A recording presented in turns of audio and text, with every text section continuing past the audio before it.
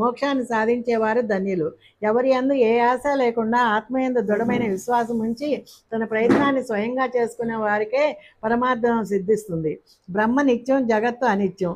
ఒక్క గురువే నిజమైన బ్రహ్మ. అనిత్యాన్ని, అశాశ్వతమైన దాన్ని విడిచి ఒక్క గురువునే ధ్యానించాలి. ఇది భావన సాతత్య సాధన.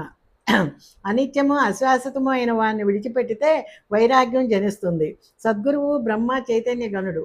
సకల ప్రాణుల్లో భగవంతుడే ఉన్నాడన్న భావం కలగటం, దీన్నే అభేద ఉపాసన అని అంటారు. కంసుడు, రావణుడు కీటకం వలె ఎల్లప్పుడూ ప్రేమతో కానీ లేదా భయంతో కానీ దేన్నైనా ధ్యానం చేస్తే ధ్యానం చేసేవారు ధ్యేయమైపోతారు. అయితే ధ్యానం అనన్యంగా ఉండాలి. ధ్యానానికి సమానమైన సాధన మరొకటి లేదు. ధ్యానాన్ని అభ్యాసం చేసేవారు తమను తాము తప్పక తరింపజేసుకుంటారు. తాను జీవుడు అన్న భావాన్ని పూర్తిగా విస్మరించి ప్రపంచ ధ్యాస లేకుండా ఆత్మానుసంధాన సుఖంలో ఉండేవారికి ఎక్కడి జననం, ఎక్కడి మరణం. గురువు యొక్క నామాన్ని జపించడం వల్ల పరమానందం జనిస్తుంది. సర్వ ప్రాణులలో భగవంతుని దర్శనం కలుగుతుంది. నామం యొక్క మహిమ ఇంతకంటే వేరే ఏముంటుంది? ఇటువంటి మహిమ గల నామం ఉన్న వారికి నేను భక్తితో ప్రణామం చేస్తాను. కాయ, వాచ, మనస నేను వారికి అనన్య శరణు చూస్తున్నాను. ఈ విషయాన్ని స్పష్టం చేసే ఒక కథను నేను ఇప్పుడు శ్రోతలకు చెబుతాను.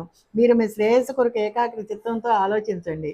సాయి సమర్థుని ఆజ్ఞ మేరకు కీర్తిశేషులు కాకాదీక్షితు నిత్యం నియమంగా భాగవతాన్ని పఠించేవాడు అని అందరికీ తెలిసినదే. ఒకరోజు దీక్షితు ముంబైలో చౌపాటీలోని కాకా మహాజని ఇంట్లో భోజనం చేసి గ్రంథాన్ని పఠించసాగాడు.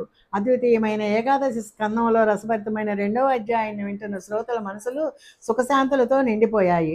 బాబా భక్తుడైన మాధవరావు అతనితో సహా కాకా మహాజని ఏకాగ్ర చిత్తంతో భాగవతాన్ని వినటానికి కూర్చున్నారు. భాగ్యం కొద్దీ కథ కూడా చాలా మధురమైనది. శ్రోతల